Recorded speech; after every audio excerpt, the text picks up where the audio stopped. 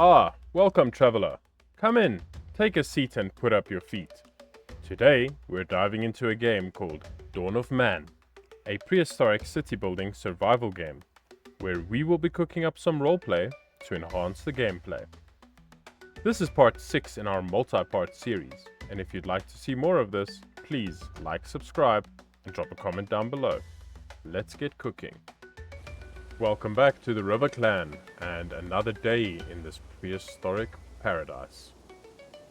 Well, we've had quite a lot happen in the previous episode, quite a lot of building and expansion, and also a lot of point gathering for the knowledge system. And that is the goal for today. We are going to be going into this research, unlocking the Neolithic age, and then looking at getting started with some key points along the way, expanding their settlement, building ever higher, and perhaps going across the river to the promised land. But first things first, we do need to look at organizing our people a little bit. So, we are in fall, and we do have a very high workload. So we are going to just allow people to finish hunting, skinning, gathering, all of that. As you can see there, the workload is too high. But what we may also be looking at is actually getting some more hunting going.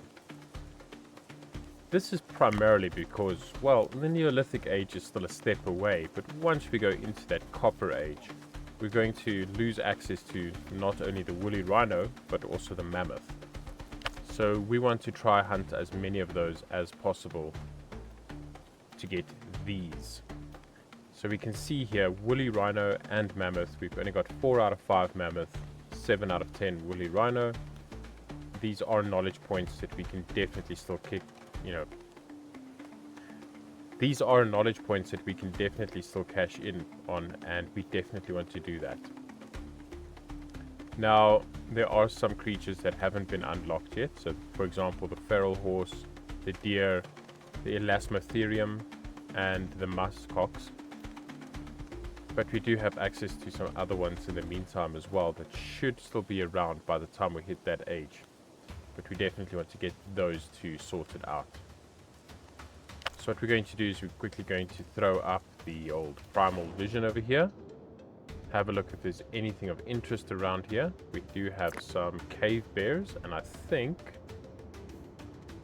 Okay, we do need normal bears, but we can also hunt those cave bears and add that to the knowledge base as well. Let's just get a nice view from up here on this mountain for some added elevation. Doesn't seem to be much in the ways over here. There's a cave hyena. Well, let's go and do this.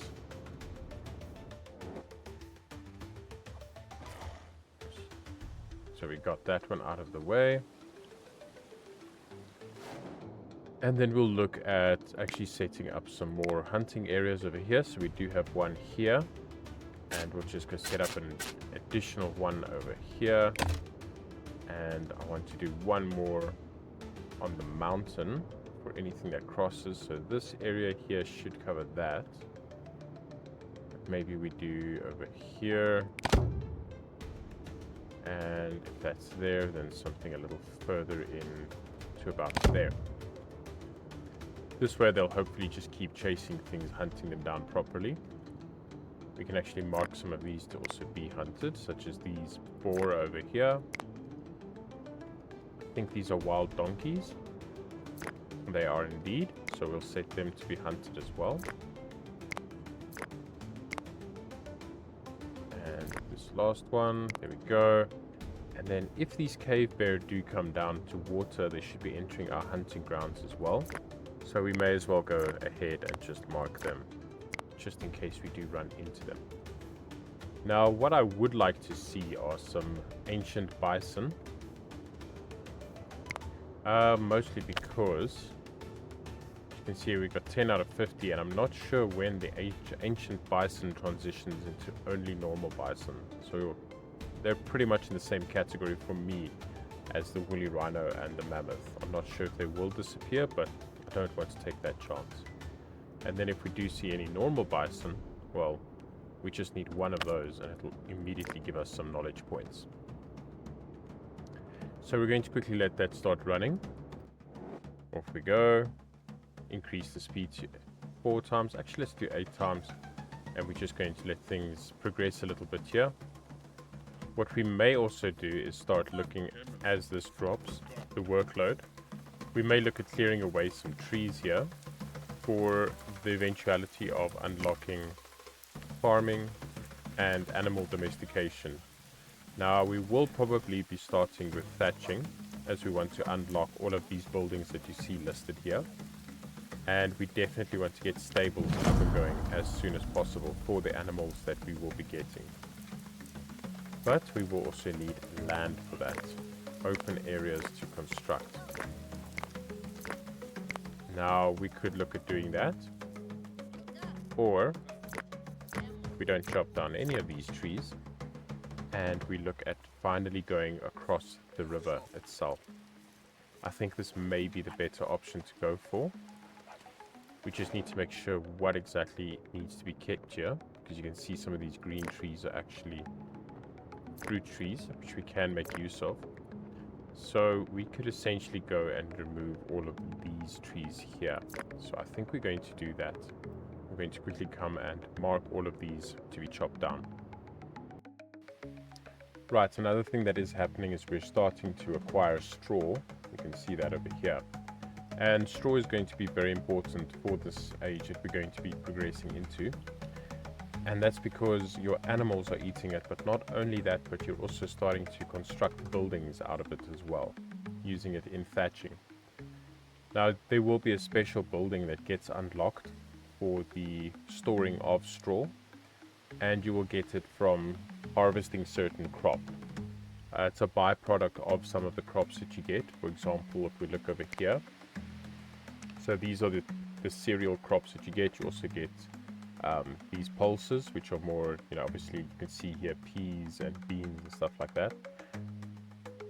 But what we'll be looking at is these cereals, and some of them will give the thatch or straw off as a byproduct while you're busy harvesting it. Now the actual building that's used to store this straw is over here in the storages, and it's called the haystack. And you can construct quite a few of these. Now we're not going to build any yet because our workload is going to jump super high if we put up a construction, because we do have some hunting going on, but we also have a lot of tree felling that's happening right here. So I'm not going to do it right now, but our plan will be to start setting up these haystacks over here, and then also looking at setting up our stables, and eventually have the farm set up here as well. We will also hopefully one day get to the point where we're clearing this forest away and starting to set up our more advanced camp and settlement over here, and slowly migrating our people from this over here all the way over to this site. This will also provide us with some better protection, as we will have the mountains to give us some cover, and we will hopefully by that time as well start looking at building some proper walls, and we can just run some nice walls going all the way down here and create this long settlement. We may even look at putting our holy site here towards the back, or alternatively, if this has been cleared out, we'll put our holy site over here and honor the ancestors that started this settlement. So we're starting to go into winter here, and this may be a good time for our people to actually focus on cutting down these trees. There's not a lot going on in the hunter-gathering side of things. Animals will have moved away during this cold time. The fruit-bearing trees are no longer bearing the fruit that we can gather, so that leaves a lot of work open for them to come in and get this sorted out. What we do need to be careful of, though, is the constant threat of animal attack. And as we do progress through the ages, eventually other people will start attacking our settlement as well. Something to just keep in mind and be aware of. Oh, this is a nice big vulture, I think. Check him out. Yeah, big vulture. Love little details like that in the game. Our people seem to generally be quite pleased, quite happy. We do have a population of 26 with a capacity of 30, and we will probably get some more people towards the end of winter that will come and join our settlements as well. Right, so we survived the winter quite easily. It's not really a threat to us at this point. We're doing fine with food, we're fine with clothes, and we always have enough tools. But we didn't really get enough chance to make a dent in these trees, so I think we're going to try focus a large portion of this springtime and summer into getting this done. This is absolutely important for our settlement. We need to get the space open, as I need to have the ground ready before we progress into the Neolithic age. So let's jump into focusing on chopping down some trees.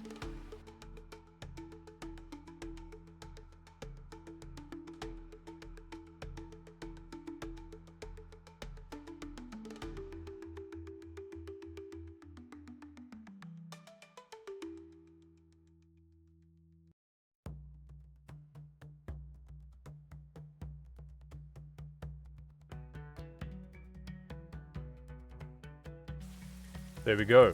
The land has been cleared, and I think we can now get started on unlocking the new technology. So let's have a look at the technology tree and actually see what new things we're going to discover. So first of all, you need to spend 15 points to unlock this Neolithic age, and the whole unlocking procedure in and of itself will give you access to 4 different plants that you can start farming with. Now there is also pulse domestication, which is a little bit later, it's the next step. But for this one, you get all of the basic cereals. So barley, einkorn and emmer.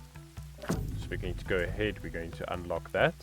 That is the most important one. And then you can see immediately here it tells you cereal domestication unlocked, and the Neolithic era has been unlocked as well. Gives you a tooltip about farming. Now, you can just check this out here really quickly, but if you need to see it for longer, feel free to pause the video. And then, before we go any further, we want to get this thatching. This is highly important for what we're going to be needing to do. So, what we want to start off with is the following. We go to the build tab, we're going to go to storage, and we're going to get the haystack, and we're going to go ahead and put a couple of haystacks down here in this area. So first of all, we need to think about where our farm is going to be. So I want to have the stables reasonably close to the river itself. So I've already looked at this, so that's why I know I want to have my haystack set up over here. Now you probably don't need to go with 4 from the get-go, but I'm placing down 4 because the reason why is when you go through to this knowledge progression screen, you'll actually see that you'll get 1 knowledge for building 1 of these, and then the next step will actually be building 4 of a kind, will give you the next knowledge point as well. So I just straight from the get-go want to get as much knowledge flowing as possible. Then another thing that I want to have a look at setting up while that is constructing is this over here, the granary. Now we're going to go over these a little bit later, but for now the granary is highly important because this is offering you food storage that is elevated off the ground and prevents animals and vermin from getting into your food. We're going to set them up over here just behind our parking spaces. We'll set up 4 as well, and we'll allow these to run and quickly get constructed. So another important aspect that I actually completely forgot about, to be honest, is that these buildings, these new ones, being the granaries, actually require mud as well. So when you get to the Neolithic age, you actually have to go through again to your work areas. You have to select the extract mud area and then go to the river itself. You'll see now they have a mud amount here that will also slowly build up again. and you'll need settlers to actually come in, collect this mud, and bring it through to the buildings that you want to have constructed. Now over here, you'll see these 4 are actually already built. The haystacks are very simple to construct, they're very quick, they just take a couple of sticks, and they are now ready. As we start finding straw and harvesting straw and hay, the villagers will actually come and stack it up here and build a big haystack. You can keep a nice eye on if there is actually a good supply without having to click on the building. The visual representation will actually change into a big haystack. We're going to let our villagers come in, collect some mud, and get these 4 buildings over here constructed as soon as possible.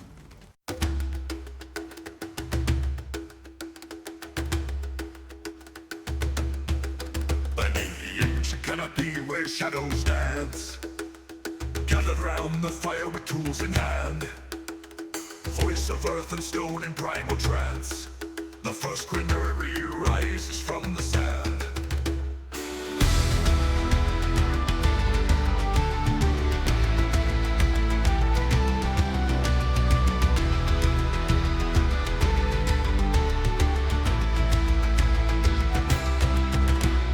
Elder speaks of foresight, a future dream, where grain can rest and children find their feast. From mammoth hunts to golden fields that gleam, a vision born where hunger's pain has ceased. Elder speaks of foresight, a future dream, where grain can rest and children find their feast. From mammoth hunts to golden fields that gleam, a vision born where hunger's pain has ceased. Stack the stones and weave the reeds so tight, a fortress for the bounty we've reaped. In unity we labor through the night, our promise kept for all the seeds we sowed and reaped. Echoes of the hammer, rhythm so bold, resound through the valley calling forth. Animals and storms our walls will hold, a legacy, a testament to our worth. Hands cast, yet hearts with hope so bright, under stars that witness every trial. From stone to seed, under the moon's light, the granary grows, an ancient smile. Stack the stones and weave the reeds so tight, a fortress for the bounty we reaped. In unity we labor through the night, our promise kept for all the seeds we sowed and reaped.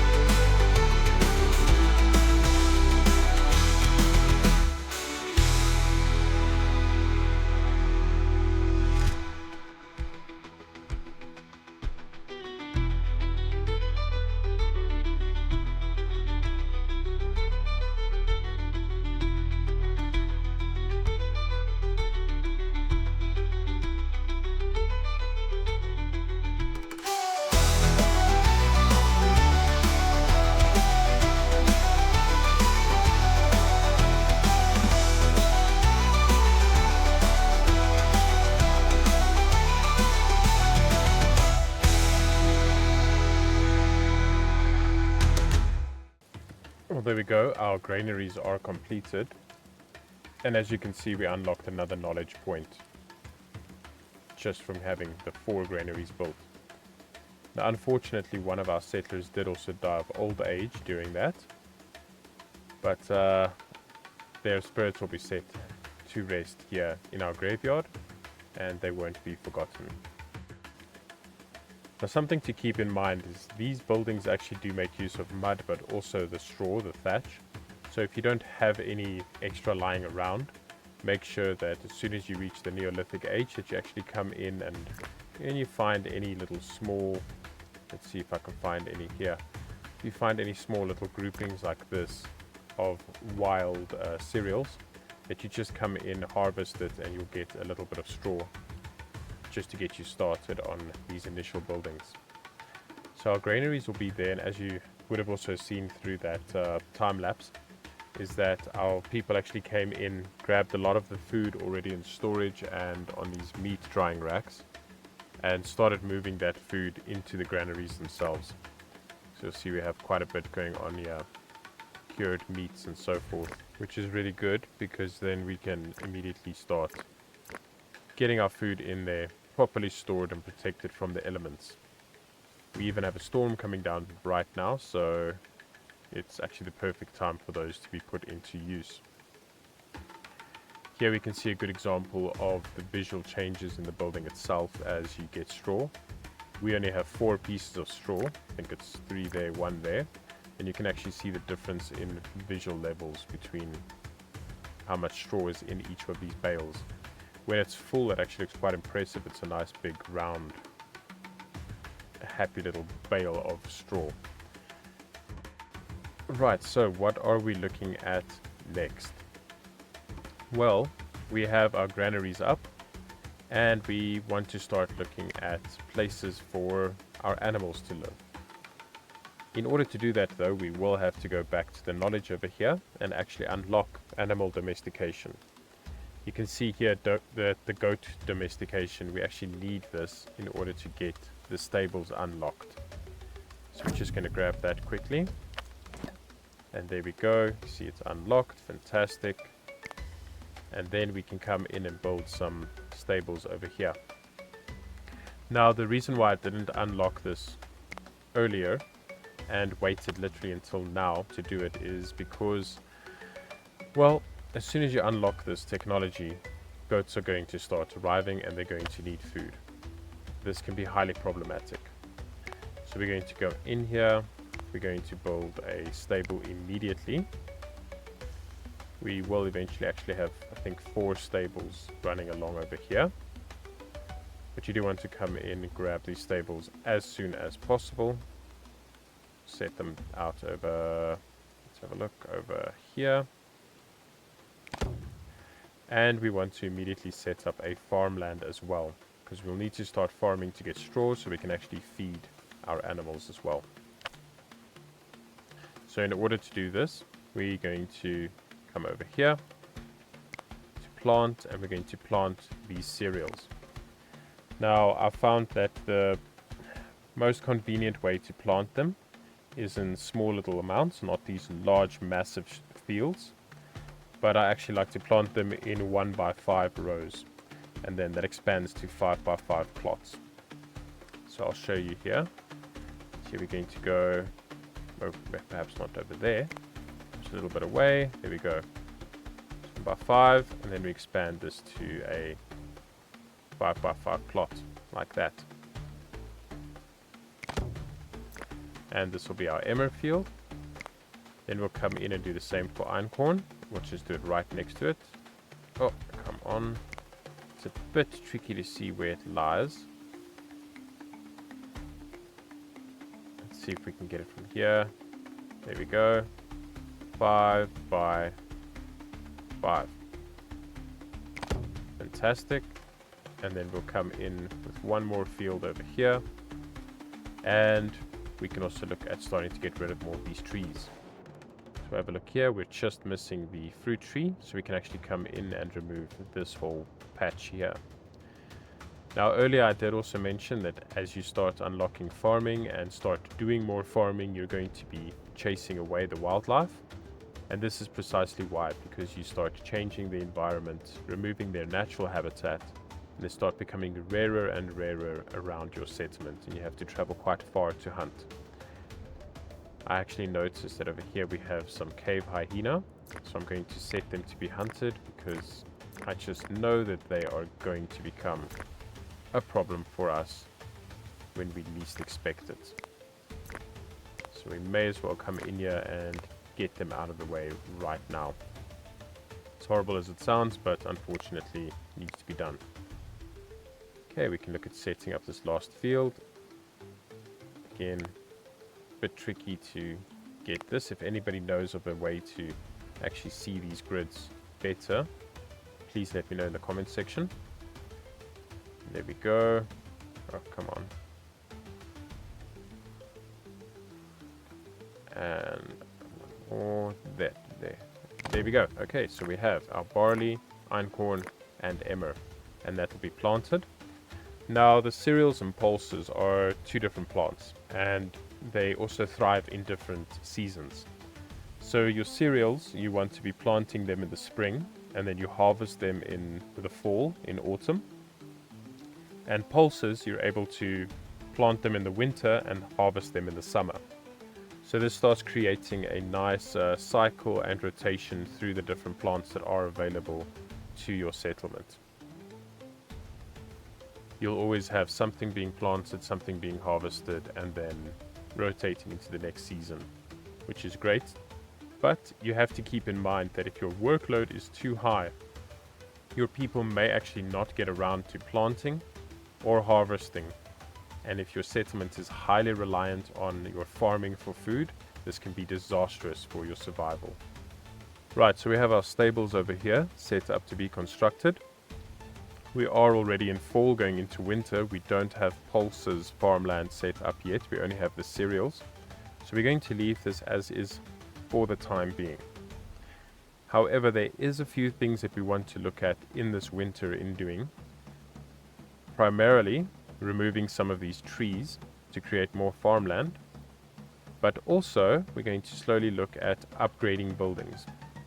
Now, once I actually get started on that, I'll give you some tips and tricks about upgrading your actual huts, your housing, which is very important that the game doesn't actually let you know about. But we'll get to that in due time. Right, we have all of these trees over here allocated to be cut down, with the exception of a few, being the service tree and these pear trees over here. We'll keep them around so we can constantly be gathering fruit from them, but the rest can be chopped down, and we'll also try to keep these little raspberry bushes here, but everything else don't really need it. And even this flax, once we actually unlock that technology, we'll come and just straight out harvest this and set up proper flax fields. We may also look at on this side just starting to remove some of these as well. And the reason for this being is I'm just getting prepared ahead of myself here, because I do eventually want to be building our walls along the sides here, running up, and I want the land to be nice and cleared out for all of our planting, all of our stables, and for anything else that we will need in regards to the farmland. So I'm just going to come in here. We're going to allocate all these rest of these trees, get them removed, and then hopefully our people will remove everything during this fall, winter, and spring, and we can be ready in the new year for whatever needs to be done next.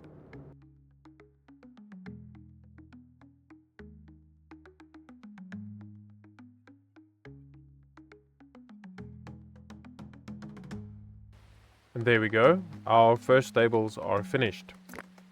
So as you can see here, there's quite a lot of space, at least for 10 animals, and for 8 units of food, or 8 collections of stacks of food. And this will serve us quite well for the time being. We can fit quite a lot of domestic animals in here, and I believe that they will actually share space amongst themselves as well. So at the moment we do only have goats available, and we haven't actually domesticated any yet. But here you can see that you can actually allow and set which animals are allowed in the stable as well. Now, a quick way to get goats is to go and find some wild animals. So we're looking for, let's have a look here. We're looking for the mouflon or the ibex. And I think that you can, either one of those you should be able to domesticate. So here we have them. Okay, so not the ibex, so we're looking for the mouflon then. And you'll see a little icon here, so it'll be hunt, and then there'll be another one that looks like a lasso, and that you can click that to attempt to tame it. That's one way that you can do it, and the other one is that these domestic animals will just slowly start moving towards your settlement, in much the same way that the dogs here, after we learned how to domesticate dogs just started coming closer to the settlement and joining us. Animals will also start doing that, the other domesticated animals. But with our stables built, our 3 farmlands up, storage for haystacks ready, we now look at chopping down this forest here and here through the winter time and hopefully being ready before it gets way too late. What we also need to look at doing is making sure that we are focusing in spring on these 3 farm plots here. But we'll get to that as the seasons change. So for now, let's just focus on chopping down this forest.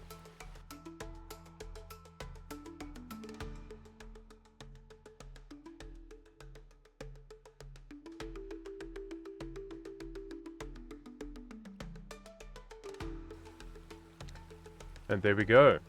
Quite a lot of the trees have been chopped down. We've cleared quite a bit of land here that can be used for more farming, as well as expanding our stables over there as well as we start getting more and more animals.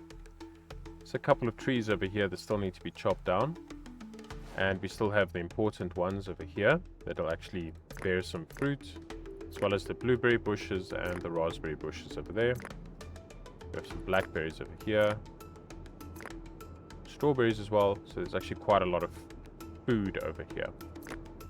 We may also have to look at coming in and collecting all of these stones, but for the time being they're not yet blocking where we will be putting up more fields.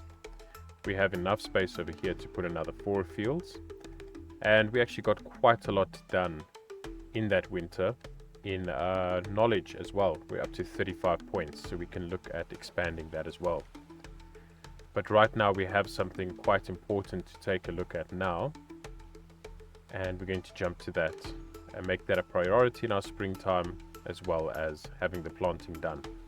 You can see our villagers are already starting over here. This has been allocated for them to come in and plant, and they'll spend the springtime planting this and seeing to any other tasks that we set out for them. We have to be very careful for which tasks we set out, as we don't want the workload to be so high that they can't see to the planting. But there is something very important that we do need to have a look at. So the important thing over here that we need to check out is upgrading our homes. We are currently at the population cap of 30 for the amount of homes that we have, and I don't want to expand and build more homes. Instead, what I want to do now is upgrade. Now, how does this work? Well, having unlocked the thatching, we actually unlock an upgrade for the buildings. So if you go here to residence, you'll see that we have the hut now unlocked. So it's from the tents, these leather tents, into a hut, as you can see here.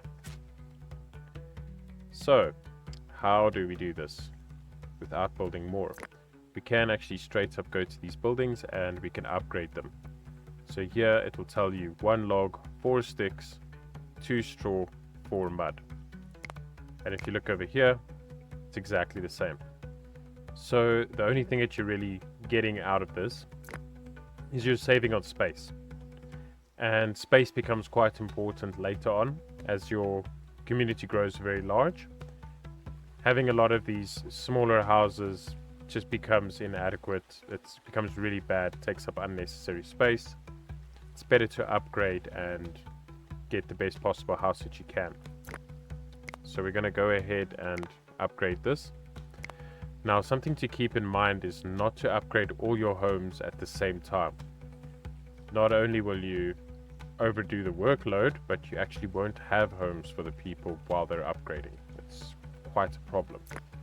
So we need to make sure to do this systematically, one by one, or at least once we have a few upgraded and enough space for everyone in those upgraded ones, we can do the rest in slightly larger chunks.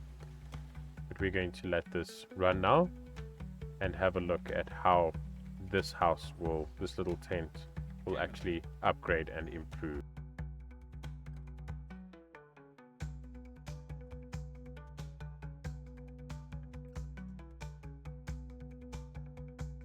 So we've hit a bit of a snag here in that we've run out of straw, and it is spring at the moment, which means none of this is going to be ready for us to harvest into straw. This is something to keep in mind as well. It can become quite a problem when you're doing mass upgrades. As you've seen, it goes and deconstructs that building to replace it. You can't undo that halfway through. So that is a mistake I made. I should have been aware of how much straw we had. But it's okay, it's not the end of the world, as we do have our farms up. This plot over here has actually been completely planted now. And the other two they're still busy with, halfway through spring, so we should be fine. By fall, we'll definitely be able to harvest all of this and have a good proper supply. Now, unfortunately, we have also lost someone. Someone died of old age. And luckily, we do have these burial mounds up. But we are going to have to look at, in the future, setting up something better and more worthy of our fallen settlers. We're going to let this run through spring and just get all of this planting finished and done. And then in summer, we can look at perhaps some more building or focusing on hunting again while the crops mature. We may also look at possibly going and unlocking some more stuff with the additional points that we had. But I do suggest always be careful with what you unlock, because you may end up locking yourself out of things. What I mean by this is you could go and get all of these plants unlocked and all of the animals unlocked and never have actually unlocked the thatching. And by doing that, you can't build stables for them, you can't build storage for the things. You need to make sure exactly which stuff you're unlocking, and that you aren't doing, for example, all of these that's actually reliant on this. So always be careful what you're focusing on exactly.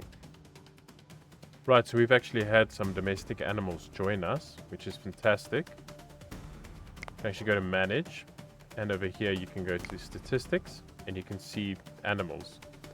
So here we can actually have a look that we have 2 goats. Now I believe we have a male and a female. Here's an adult female, and I just need to, there he is, adult male. So that's fantastic. It's a good season. They may be able to get some food because we don't have any straw at the moment. But with a male and a female goat, we should be able to breed more as well and slowly increase our population and have a look at how we can use that as a resource. You can see here that summer has arrived and our crops are growing quite nicely. So we just need to keep an eye on this. Once fall occurs, our settlers will come in, cut this all down and fill up these hay stacks, all these hay bales. It will look quite nice. So, So, in the past we used to deal a lot with animal attacks. Now we actually have raider attacks. Because we're now part of the Neolithic age, we have humans coming in and attacking us, trying to steal from us. So let's have a look here. We have a couple that spawned in over here. I think it's just 2 of them. Should be fine. What we're going to do is hold H, click and drag. This will select all eligible settlers. So everyone that's a child or extremely old or sick won't be selected, but everyone else will. So we'll select them. We'll raise the alarm. We'll send our troops on over. Double time. We'll go deal with those 2 raiders that are coming in.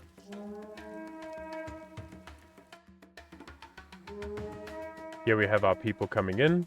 We're just going to get them to group up over here. There we go. Starting to attack. We should be able to deal with this quite nicely. Oh, we've lost a villager. See, that is problematic. I should have actually recalled this villager, pulled them back as soon as these 2 were focusing on them, but mistakes were made. We did also get some knowledge points by defeating those raiders, so we at least got something out of it. But it was still a loss that we will feel. 28 people, capacity of 27 with this house over here still needing to be built. It's not looking great, but we'll be fine. We will persevere and we will survive. There we go. We have now transitioned into the fall, which means that our crops should be ready to harvest. You'll see they automatically become highlighted and given this icon to harvest. So our settlers should be coming in, getting this and doing the job for us. Now, as they're cutting that down, they'll bring it here, store it along here, and then bring it over and construct this little hut over here.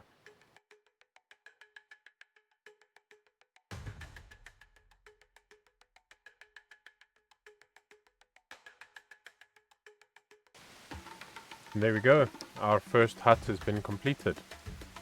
You may also notice that what they're doing is bringing through all of the grain that they're actually harvesting, taking it to these mortars and pounding it down and making flour. Then they take this flour over to these little fire pits here. Over to the little fire pits here they bring the flour, and there they bake bread. So we actually have a nice supply of food now as well. Now, these 3 plots will not be enough to sustain a large community, but it will be okay for now with the amount of people that we have, as well as supplementing it with meat, fish, and the vegetables, such as the fruit trees and so forth that we're collecting from the wild. It's not perfect, but it will do for now. And with our hut completed, we actually in that single hut add an additional slot here, so that way you can see that you could get an additional person for every hut that you upgrade. Quite a bit more space without having to actually increase the blueprint of your settlement itself. I don't really want to build extra on here quite yet. I'd much rather upgrade, as I'd like to keep this generally quite small, as in the future we will be moving this whole settlement over all the way through to here. But that's far off in the future, and for now we are still stuck in the prehistoric past. Unfortunately, that is all the time that we have for this episode. We've built quite a bit over here and here. We've got our crop set up, and we're well into the Neolithic age, and it's looking promising for the future. Thank you very much for watching. If you enjoyed this video, please like and subscribe, as that would greatly help the channel. If you would like to be kept updated as to new videos being released, then please hit that notification bell. If you have any feedback, suggestions, or requests, leave a comment down below and let us know. Until next time, this is Roast Temp. Keep cooking.